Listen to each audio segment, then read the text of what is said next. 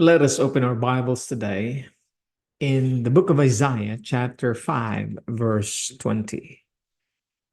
My Father in heaven, holy indeed is your name. I thank you and I praise you for this opportunity to speak the truth to power and to speak your truth with love for you, the only true God, our Father. And through your Son, Jesus Christ, may we be comforted as the world hates those who speak the truth. In the name of your Son, through your Son, Jesus Christ. Amen. Isaiah chapter 5, verse 20. The King James Version Bible has this to say: Woe unto them that call evil good, and good evil, that put darkness for light, and light for darkness, and that put bitter for sweet, and sweet for bitter.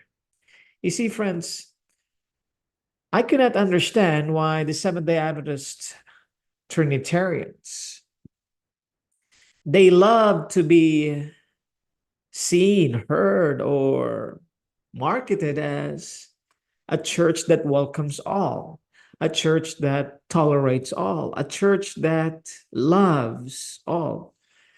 But they do love the practices of the LGBTQIA by accepting LGBTQIA in their churches. They love women pastors. They love those who are woke. They love those that are in the world. But one thing is for certain, one thing is for sure, that they hate, they call those who are non-Trinitarians, which is the original faith of the SDA, by the way, they call the non-Trinitarians satanic. Why are they not calling the LGBTQIA practitioners or the yoga practitioners or those who are obviously practicing unscriptural practices? Why are they loving them, and why are they not calling them satanic? But they will call those who are opening their Bibles and pointing to them their sins as satanic. They call them heretics.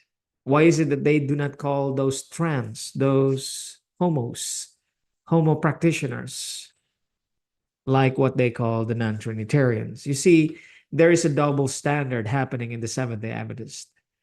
They are pretending to be welcoming, but they are actually biased against those who speak the truth. They are biased against those who return to the original faith of our Seventh-day Adventist church. They took over the church and they would broadcast to the world that they are all inclusive, not exclusive. But if the non-Trinitarian will speak against their Trinitarian idolatry, I tell you, they are so vitriol and so violent that they will be so enraged that if you go nearer, they will murder you. You see, the Seventh-day Adventist Church today, Trinitarians, is not the remnant. They are filled by a different spirit, the spirit of the enemy.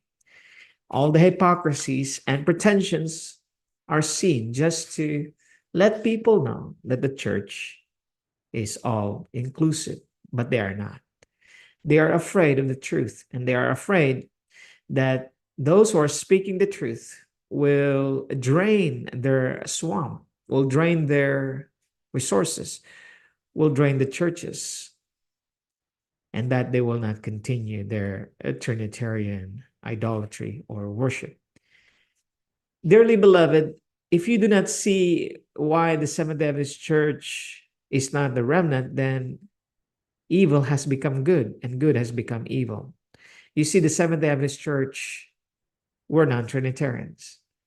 They believe in 1 Corinthians 8:6, literally. They believe in John 17:3, literally. But the Trinitarians reinterpreted this and replaced it with their own interpretation of who God is. And they love the lifestyles of the LGBTQIA. They cheered for them. They saluted them in their pride parade. But they do not know that cuddling a serpent is not a good idea. The serpent will bite those who handle them. The serpents will bite those who pet them. Surely the Seventh-day Adventist Church cradles the serpents. The serpent talk and the serpent lies. My question again is, should we not come out of hypocrisy? Should we not come out of the Seventh-day Adventist Trinitarian hypocrisy and their pretenses? We should. We should not be under their authority. Our authority is the Bible and the Bible alone. We follow the pioneers of the Seventh-day Adventists, not the present Seventh-day Adventists. It is a departure from, they have departed from the truth. You see, if you have departed from the truth, dearly beloved, you will say all kinds of evil against those who point out your error.